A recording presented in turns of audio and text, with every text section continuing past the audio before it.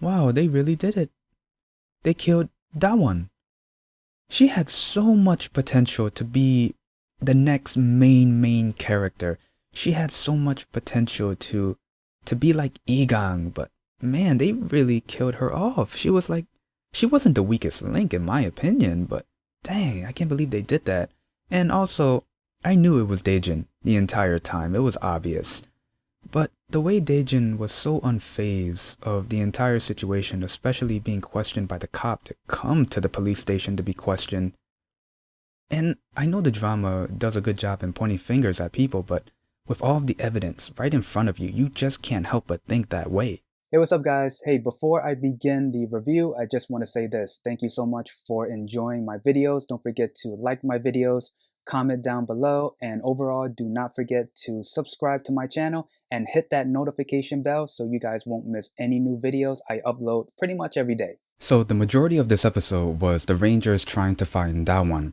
So first, we see DaWon talking to a person that she knows, and Egang, she's trying to text her, no answer, trying to call her multiple times, no answer. The next day, we see the Rangers with dogs trying to find her until they found some rocks that were stacked up on top of each other and some sticks surrounding them, which made Guyong told the Rangers who was out on the mountains trying to find DaWon to head to the pebbly road, which they found DaWon's phone covered in blood. So it turns out that it was DaeJin that DaWon was talking to, which I knew it, but what was interesting was that DaWon was recording the conversation. She was scared because she was being followed, which also made Egang suspect DaeJin.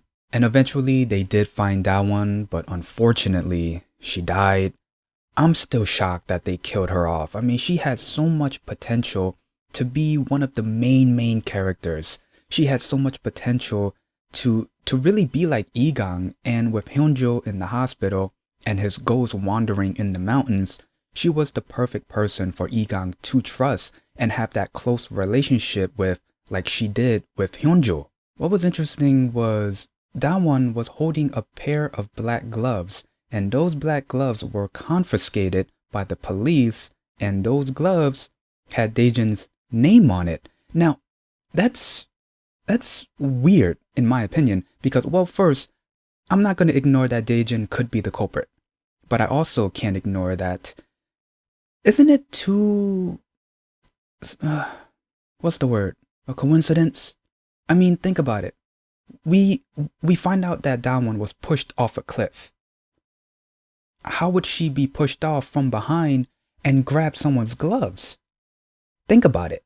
But without knowing that part of the story, this led to Egang suspecting DaeJin for murdering DaWon and jumped to a conclusion that he must have done the same thing to Hyunjo. But Guyong at the same time, it's almost like he's in denial, but at the same time trying to not picture DaeJin, their own leader, to be a criminal. So yeah. Then we get to the marking, which was left by not Hyunjo, but the culprit. The culprit was the one that set the marking there, which led the Rangers to head to the pebbly road, which was Guyong's call, where they found DaWon's bloodied phone, which the phone was placed there by the same culprit. So the culprit really set this whole thing up. And there was that one hiker who saw Hyunjo's ghost, and it was the same hiker who saw Hyunjo's ghost before when he was in the hospital. Hyunjo actually talked to him. So someone actually hears and sees Hyunjo, which is good, because Hyunjo wanted the hiker to send a message to Egang. I wasn't the one that left the mark this time, and Egang got that message. And then we get to a 2019 flashback.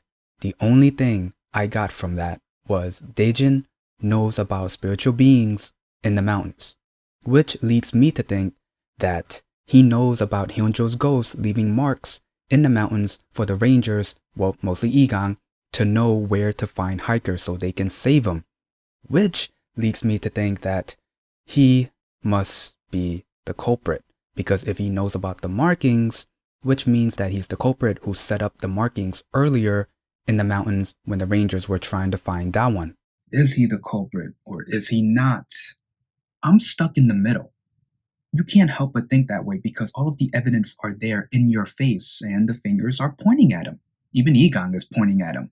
But at the same time, some of the evidence were a little bit suspicious and too good to be true. Like, for example, when they found DaWon's body, she was holding the black gloves.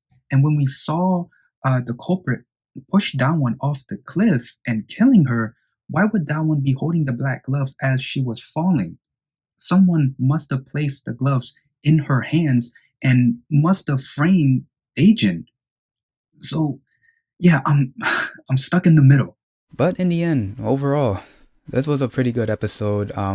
They are doing a good job in pointing fingers at DaeJin. I've said this before, and they're really trying their hardest into making us think that DaeJin is the culprit. But when you watch enough Korean dramas, you know that's too good to be true. But there are some cases where it is true. So yeah, a tough situation here.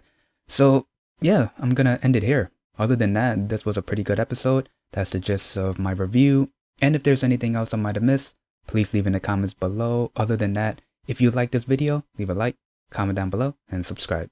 See ya.